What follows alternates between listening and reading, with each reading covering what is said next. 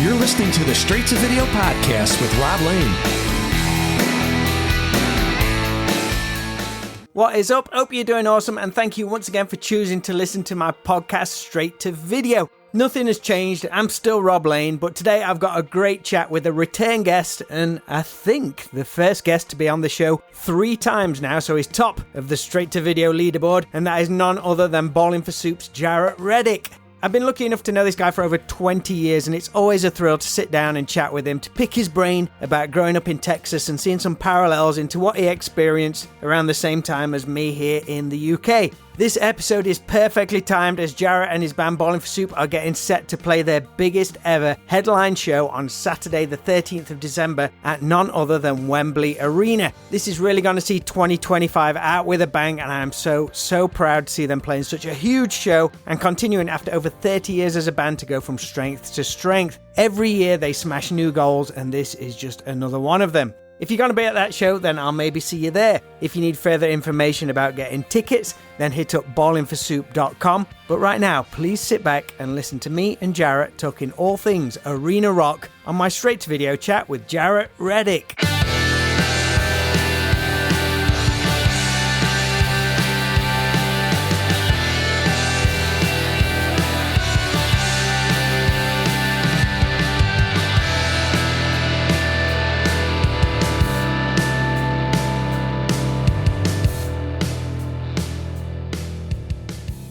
Look at both of us with the grey. Oh, my goodness. Oh, my goodness. Yeah, man. Luckily, I don't have much on my head yet, but I got to be getting close. Yeah, I've got it just here. Yeah, this thing. Can't even, used to, I could just take a little Sharpie, but that doesn't work anymore. Just own it now. You just got to own it. I'm just owning it. That's all I'm doing, man. You've been nonstop. Man, it's been crazy nonstop. I am pretty wiped out, but I think I got enough left in the tank to get me through Wembley. Are you equal parts excited and nervous? I can't say that I'm nervous. I'm more just honestly, I'm in the mindset of I got to try and stay healthy. Everybody at my house is sick, and I have been not feeling all that well. And I'm like, man, if I'm going to get sick, it needs to be now, because I want to be over it before we get there or whatever. And a chest cold can really floor me. But no, man, it's all excitement from my standpoint. I really never have gotten nervous in Bowling for Soup. It's not really ever been a thing where nerves have been a factor for me. I guess it's just because I've been playing in bands since I was 13 and, I was a theater kid. And so, really it's more adrenaline for me than it is nerves when it comes down to something, like a big performance, like a download or a freaking Wembley Arena, so it's definitely more excited, and again, I still pretty much co-manage the band. I'm involved in all the day-to-day stuff. So there's a lot of logistical stuff that I'm having to deal with from every day. To take your mind off the performance. Yeah, you really do. It almost becomes this thing of man, I just want to get there and get the, and get on stage and be to that part, but we're doing some fun things with the stage, and we're doing obviously just getting all of us there. And, it's quite an undertaking, but coming together really well, that's for sure. When was the idea first floated to play there? Because for me, it feels like you've been kind of building towards this since, I'd say, the Steel Panther tour, which is back in scarily 2016. Ever since then, it's been building. Then there's been the occasional arena show. Then all of a sudden, the announcement of Wembley Arena. So when was the idea first put to you? When did Swin say, okay, let's pull the trigger? So our agent, had sort of brought it up. I guess it's been a couple of years ago. You've done the Brixton thing. You've sold out Cardiff Arena, Nottingham Arena. These are the things where these are the building blocks here. You're just sort of at that place now. And then it just becomes, okay, well, what time of year are we going to be able to do this? And what else happens? Flying over for one show seems insane to me, but it was the right thing to do. And I'm excited about it. But yeah, it's been being floated around for 2 or 3 years, really, since sort of this big resurgence of pop punk. And, our audience is getting bigger and bigger in last few years, post-COVID, really. And so, honestly, at first you sort of hear that, well, the next step is Wembley. And it's kind of one of those things where you're just kind of yeah, whatever. like that's going to happen. I've been 1,000 of those things since the band started where someone's mentioned something like that and you just, and it never happens. But quite frankly, the conversation just kind of kept coming up. And then it became like, okay, well, what's the show going to be? We're going to do like a star-studded guest fest, or are we doing this, or we're doing this? And we sort of went back and forth on a lot of that. And, we've done Christmas shows in the past and they were very successful. But really, it just sort of all boiled down to, man, let's do a Bowling for Soup show. That's what got us here. What got us here was starting in the smallest places possible there in the UK and working 25 years to get to this point. And it's about the music. It's about the banter. It's about the personalities. It's about the three of us up on stage doing our thing. And so that's our plan. We're going in with a really cool set list of, some songs that we've never played in the UK before. And then obviously the hits, and then some that have kind of been in and out of our set for a while. Who's that in the background? That is Sammy. She does bark at her reflection sometimes. The other two are just sleeping. She's just annoying them right now. So, but yeah, man, I'm definitely excited. You say you don't get nervous, but do you feel comfortable making that leap from clubs to theatres to arenas? I mean, do you approach it differently as a band and performer, or is it just simply an opportunity to come up with, like you say, like bigger and better production ideas? That was something that we had to learn pretty early on because, quite frankly, we weren't as big, in the club circuits in any country as we were festival wise. Like festival wise meant a better slot probably sometimes than what I, thought we deserved. But, you take what you can get, right, in those situations, and you get out there and you put on that show. So playing like a festival or, big radio shows in arenas here in the States, so it's not like it's new for us. The part that's new, and this is the experience that we just had in February, was really for the very first time was starting to play arenas, like I said, Nottingham, Cardiff, and one or two other ones.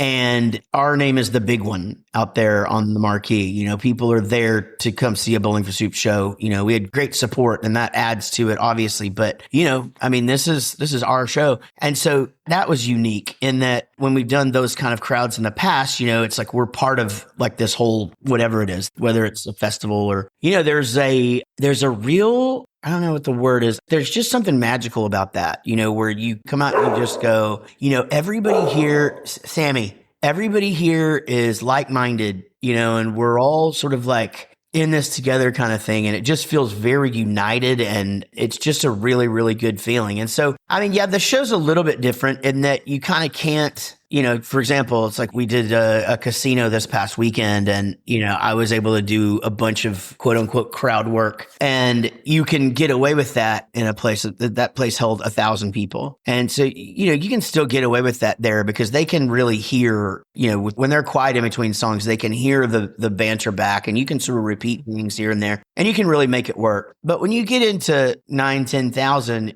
you're definitely approaching that area of like, if this person isn't on the camera feed, then they don't really even know who I'm talking to. And so little things like that, where you just kind of change sort of like the direction you would go if somebody's, heckling you or whatever, it's just got to be kind of handled differently. But, the good thing about us is that it's pretty much always in good fun. And so, yeah, I feel like we can handle it. Has there been any like production ideas which have perhaps been too big, which you haven't been able to do? We just got off the road with Simple Plan. We were out with them for a month, and I just thought they did it really, really well. It's the biggest shows they've ever done in the United States, and they're taking that tour actually over there to Europe next year, and they just announced that. And I just thought they did a really good job balancing, fire and screens and all of that. Like, it wasn't overkill, but it was enough. And I think that was kind of my goal when I started to think about this, was like, we've always had great production. And so the sky's the limit. You could really, really throw in the kitchen sink, so to speak. But the one thing is that I kept coming back to was that idea that I was talking about earlier of like, I want to make sure this is a Bowling for Soup show. I don't want it to get so far out of hand that we're sort of losing our identity. I've seen some Frank Turner shows where he's in these big places and he just really does bare minimum production wise. And there's something cool about that. So I think we're sort of somewhere in the middle of all that. Whereas there's enough, there's stuff where people are going to go, oh, that was cool, but then again, like, I'm not popping out on some secondary stage somewhere out in the middle of people. That was talked about. We had talked about that. And I was just like, we're really getting away from what it is we do here. As I said, I think it's going to look really, really good and feel really special. You know, I'm excited production wise. But I don't think it'll be a thing where people are like, well, that band is completely unrecognizable. No, like David Lee Roth surfboard into the crowd or something. I know, right? Again, all of that is doable. You know, everything just costs money, you know? And so obviously we want to make a huge splash with this show. So kind of listen to all ideas, but there's some cool stuff that we're doing that, you know, that I don't think has ever been done before, by the way. And so I'm excited for the world to see that. How long are you in the UK for? Is it literally in and out? Yeah, I'm just coming in and out. My kids are there like literally 24 hours. It's hilarious. Like they land the morning of the show and they're flying back with me. I'm heading back the day after. Some people are going in a couple of days before. I'm going in just for the show. I'm going to get back. You know, I've been gone so much this year. This is sort of the last thing where after this show, I can really start to focus on writing a new record. Is it the last show of the year for you guys? This is the last show of the year for this band. And then I'm doing 4 country shows at the very end of the year. And then I'm putting country on hold for probably a couple of years, just focusing on Bowling for Soup. We're back busy enough now to where it's like, you know, when I started the country band, honestly, there's 2 things. It was really kind of going to be my retirement, you know, okay, this is how I'm going to make music and play in front of people. And, you know, but the problem is that Bowling for Soup is heating back up again. Doing double duty as I'm a dad and I'm a husband and I got dogs and, you know, so I'm just going to kind of back off of it for a little bit and then come back to it when things sort of start to settle down again. Where does Bowling for Soup go after this? It's an arena band now. Is it arenas all the way on from now? But I think I know the answer. It's Castles with Frank Turner. We're going Castles. Yeah, I know. It's wild. And, you know, it's so cool for me because Frank Turner, as a songwriter and as a musician, has had a really big impact on my life, and I'm very lucky to be able to call him friend, and you know, we're very excited to be touring together. But I am just in absolute heaven, you know, that we're going to play these really cool venues, and we're doing it with him, and you know, our bands get along really, really well. We played a lot of festivals together and stuff, and so it's going to be so much fun. And just looking at pictures of some of these places, you don't just get that everywhere in the world. And a summer tour in the UK as well. Like that's just, I mean, I don't even know if we've ever done that before. That's a good point. Yeah. And if we have, I mean, it has been a long time. I really don't think we have, but I guess it's possible that we came over and did like a few days in and around some festivals or something. But I really think the majority of our touring has always been focused in that like sort of October and February window, and then a few December things here and there or festivals. And so I am really, really stoked that we have gotten to announce that and that we're heading over for it. But what about a Bowling for Soup cruise? That must have been brought up. Everyone's doing cruises. I know. Yeah, we've talked about it. Our manager has like looked into it, and I guess there's some logistics and investment and stuff like that. I know the big thing that they're talking about is maybe like just a destination kind of thing where we go somewhere 4 days, 5 days a week, and all your fans go, and you have a bunch of other bands come and play, and like Sammy Agar's birthday bash, his Cabo Wabo thing. Right. Yeah, my buddy Mark went to that and had a blast.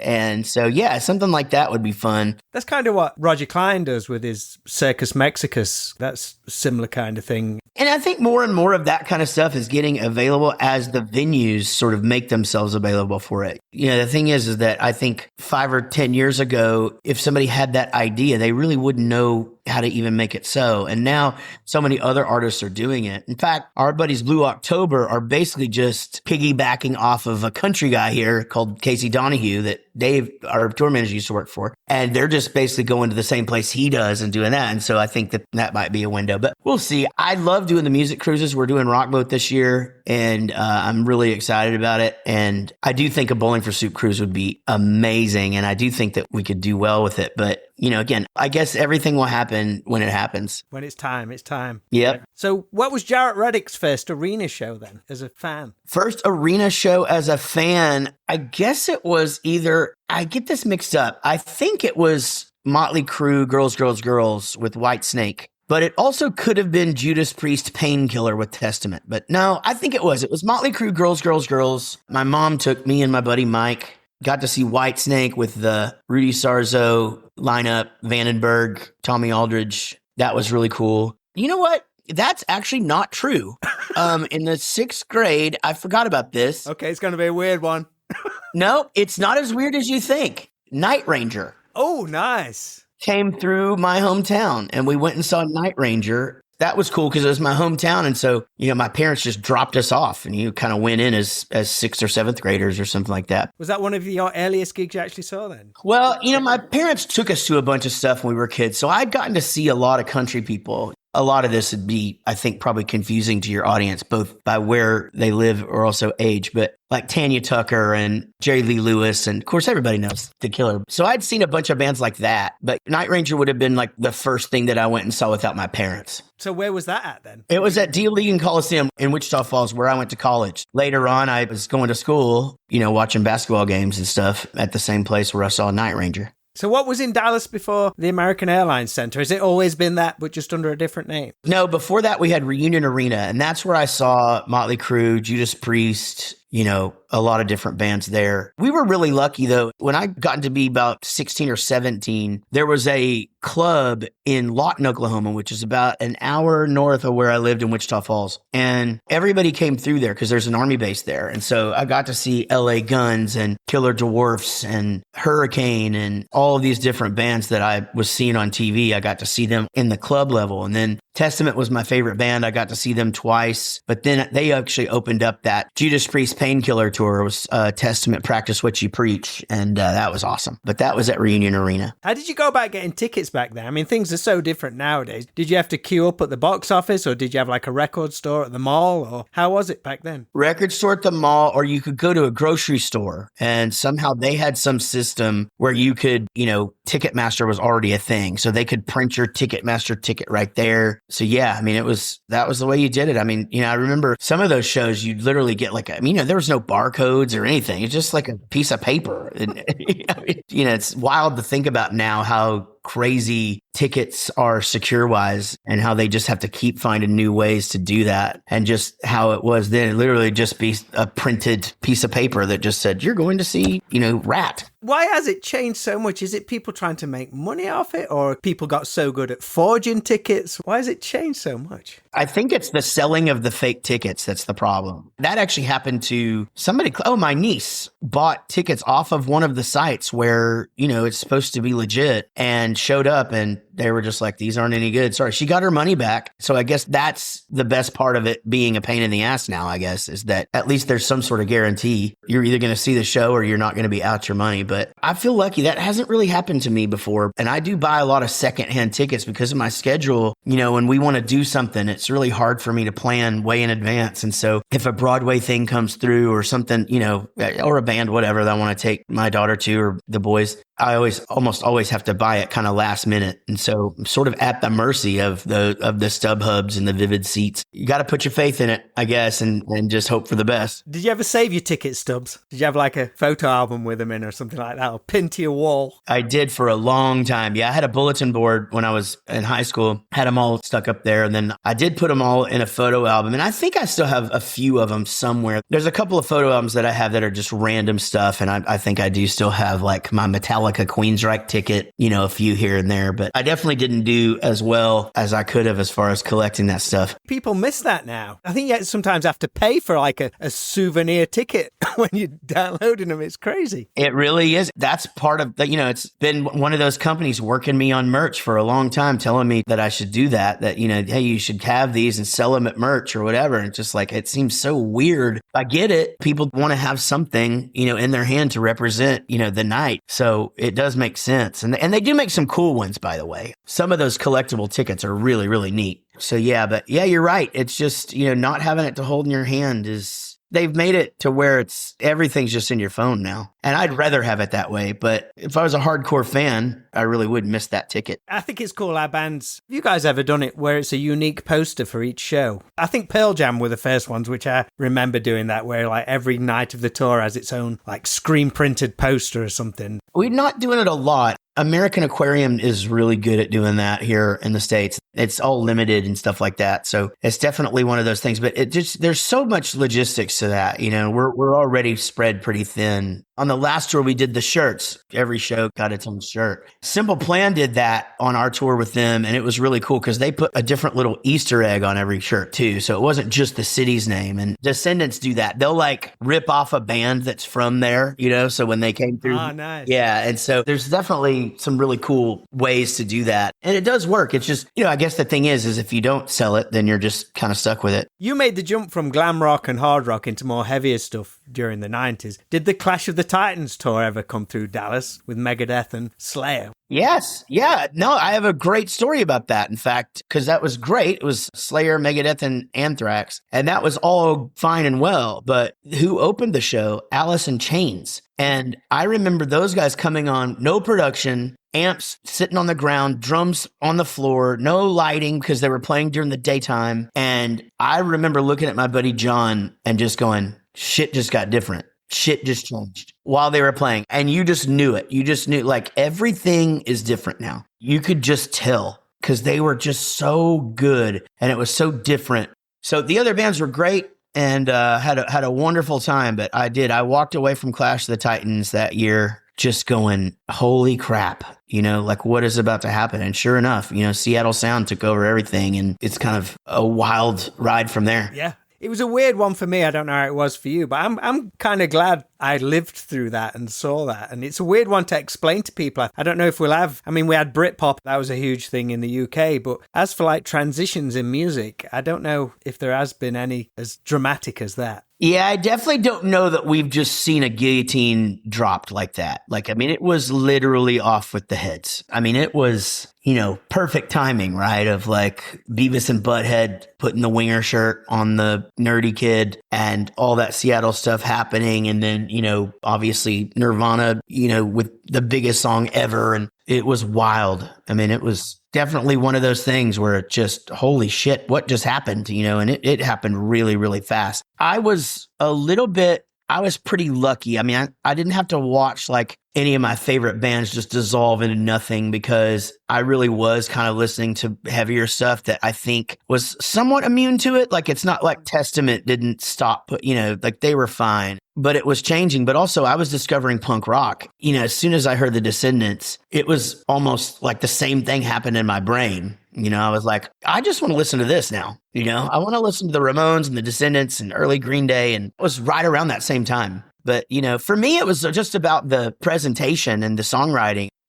Writing metal songs to me, once I wasn't in glam bands anymore, it was overly complicated. Like, what are the topics? I don't know anything about this. And then you hear the Descendants and they're just talking about farts, girls, and coffee. And I was like, okay, I could probably figure all that out. Thus Bowling for Soup is born. Was there ever an arena tour you wish you could have seen, which you missed out? There's like the big GNR and Metallica tour. I could have went to that one. I was so big into, Exodus and Testament and, Slayer and that shit. So I was pretty lucky that I got to see most everything that I wanted to see. I probably would have liked to have seen that Metallica. It was that 89 Metallica Guns N' Roses. 91, I think. 91. Yeah. So yeah, I probably would have still wanted to go see that, but I worked a lot, and so I really just, I had my own business and, you had to go all the way down to Dallas to go and do anything, it's 2.5 hour drive. And so my mind was just sort of didn't work that way. But by 92, I started learning about punk rock shows and stuff. And I was going to see, instead of arena shows, I was going to see bands in little makeshift clubs or pop-up things or whatever. So there's a few of those. And I wish I would have saw No Effects at the Engine Room in Fort Worth. A bunch of my friends went and saw that. And I wish I would have saw Propagandhi when they played Denton. I missed that.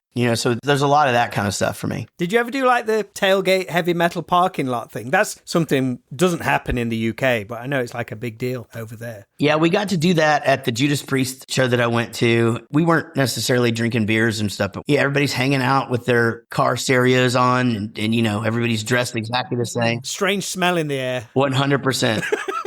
But yeah, that was all part of it. I don't think that exists anymore. Yeah, parking's too expensive now. It'll be like a massive charge. No shit. Right? Oh, yeah, totally. You just pay some family $20 to park in their front yard, and just walk a little bit further now. We spoke earlier about arena production and stuff like that and ideas for the Bowling for Soup show and everything. But what's the most over-the-top thing you've seen in an arena? If you saw Motley Crue on the Girls, Girls, Girls tour, that was the rotating. He was the rotating, yeah. I never saw the roller coaster, but yeah, that was the rotating one. It was pretty wild. That was really, really cool. Did you know about that going in? Oh, yeah. Yeah. Definitely knew about it going in because Tommy Lee is my guy, like to me, he's the ultimate, drummer. I still love him. But yeah, just remember seeing Rob Halford ride his Harley out on stage, and Iron Maiden, with the big Eddie, and the hands that came out. Which tour would you have seen Maiden on? Do you remember? I think I saw Power Slave. Yeah, Power Slave. So, I definitely saw a lot of cool stuff. The Anthrax's production on Persistence of Time was really cool. Like the whole place, it was outside, but just all looked like it was nighttime and there were just clocks everywhere. And that was cool. That was actually my first arena show, if I'm getting it right, was Iron Maiden with Anthrax. And it was on the Persistence of Time tour. Wow. Anthrax opened for Maiden. And yeah, they had a similar thing. Yeah, that's a good one, man. That was a good Megadeth lineup too. So they were both could shred, and that was really cool to see. Megadeth or Metallica? Which side do you lay on? You know what? When I was a kid, I would have said Megadeth just to be cool, but Metallica, obviously, they really do have the full package and it's just undeniable.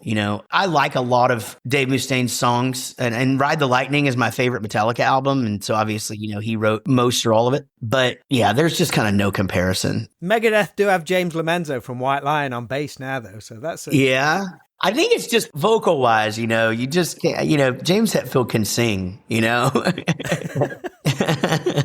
And so, I mean, there's just that. But the first 3 records are all amazing. Kill 'Em All, Ride the Lightning, and Master of Puppets are all bumper to bumper, amazing records. And they changed shit, it was crazy. But yeah, but I did like Megadeth more as a kid, but I think I was just being a little shit. Well, they had the cool artwork. It was like the Iron Maiden thing. Everyone got into Iron Maiden stuff because of the artwork, and Megadeth had the Vic Rattlehead thing. So that's cool. I want to know more about that. Well, and they sort of bought into or did the whole I want to watch the news. This is the news. So it was like picking up where Twisted Sister left off, or I want to rock. Video wise, it was like, yeah, we're not going to listen to our parents. And Metallica really didn't stoop to that. No. Metallica really did not.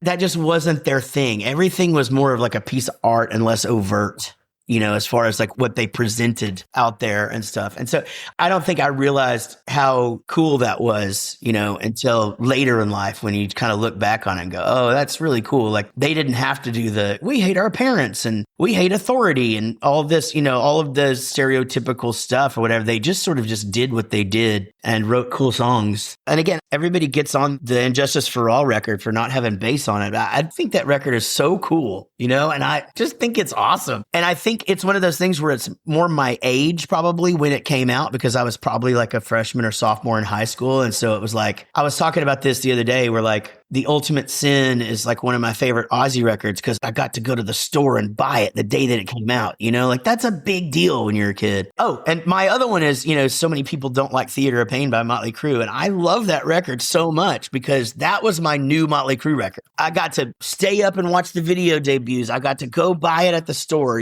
that one, it just meant so much to me. And so it's when I hear them dog on it or whatever, I'm just God, it's so crazy to me that you guys don't love it. And you see the turmoil that was going on in the band at the time, and you're I don't know how you guys pulled this off, but I think this album's great, But then Across Town Rat puts out Invasion of Your Privacy, and that's a perfect record. And so, you're just okay, maybe in comparison, who knows? Yeah, it's great that albums and music, they have memories attached to them. That's just a special thing in itself. Yeah, I'll tell you, I say it all the time. I think music is so magical in so many ways. There's so many things that it can do. It's healing, and it can influence love, and it can influence, it can really take you out of a bad spot. It can put you in a bad spot if that's where you want to be, if that's where you need to be, But I think it's the only thing that can make you truly see, taste, smell, feel a certain time in your life. Because it's I put on Faith No More, The Real Thing album. And I know it just feels like me and my buddy Scott sitting in my pickup truck, driving around that summer. He had a girlfriend that babysat at a place, and the parents were cool with us coming over and swimming. That was most of our summer, and I can still feel it. I can smell it, all of that. And every time I listen to that record, I just think that's one of the most magical things about music. And when somebody has those things about something that I made up or one of our songs, that's so special to hear. And definitely one of those things where, this is what I'm leaving behind. someday, and it's so cool that that's going to live on for an undefined amount of time. Oh, I love it. Right. One question before I let you go to switch things up away from arena shows and everything. Another thing which holds lots of memories and evokes memories is films, which I know you're a big fan of, especially 80s films like me. So I want you to time travel to a Friday night in the late 80s or early 90s and you head into the video store. What movie soundtrack do you have on the Walkman and what 3 tapes are you going to rent for the weekend? All right. Well, I'm going late 80s because I will say I graduated from high school in 90, but I wasn't really renting movies anymore. It was just all I did was practice. Okay. And, but I will say probably what I'm going to rent is going to be a John Hughes marathon. I'm going to rent Weird Science. I'm going to rent St. Elmo's Fire and Breakfast Club. And I'm going all John Hughes. St. Elmo's Fire ain't John Hughes, though. Oh, yeah, you're right. It's not. Damn it. Well, still, it's Ali Sheedy. We're doing a Brat Pack marathon. That's what it is. That's what it is. But the soundtrack that's on my Walkman is Trick or Treat. Oh, nice. Yeah. Fastway all the way. Fastway. Yeah. For those of your listeners who don't know, Fastway is the original band for Dave from Flogging Molly. He's second famous. And the soundtrack to the movie Trick or Treat is just absolutely awesome. Was you a fan of the film as well? Oh, yeah, I loved it because it had Ozzy in it, and anything with Ozzy in it back then was just, it didn't matter. I loved it. And so Ozzy and Gene Simmons, right? Yeah. And then, oh gosh, what was his name from Family Ties? Skippy? Skippy from Family Ties was the main guy. You watch that film now. I think they could do a good remake of that film if they ever did it. But that guy plays that role so well. Yeah. It's almost like the Eddie Munson from Stranger Things kind of vibe. But he friggin' nails it. And it holds up so well, like being bullied for a heavy metal kid. And that was my first introduction to backwards things on vinyl. Oh, yeah. The 6'6" Crush. Yeah. Yeah, I love that movie. I haven't watched it in a long time. That might be one that I could talk the wife into watching with me. But man, I loved that soundtrack. I mean, I wore that thing out. No one's ever picked that, by the way, I don't think. There we go. I was going to ask, just off topic, in your little email footer, you've got the Tough Enough to Care charity. That's a UK charity, right? It is, yeah. So I've been in talks with them to start working with them. It's just been time. I was looking for a mental health charity to work with. We're doing some stuff with Uproar, and Tough Enough to Care is definitely one that I've got my eye on. So I'm hoping that things will work out and I can start doing some stuff with both, because I'd really like to have a mental health charity in the UK that I'm involved in, just so that when I'm talking about things, I'm coming over back and forth or whatever, that if I can do some stuff to raise some money, raise some awareness or whatever. Because I work with Punk Rock Saves Lives really closely over here, we just make such a difference all the time. So it's one of those things where I will probably likely end up working with both of them. But yeah, Tough Enough to Care, I put in my signature because it's a dad and a son and they're out there working really, really hard. So, I'm going to be stoked to be a bigger part of it. I'll let you go. See you at Wembley, my friend. All right, man. Love you lots and see you soon. Love you too, man. See you.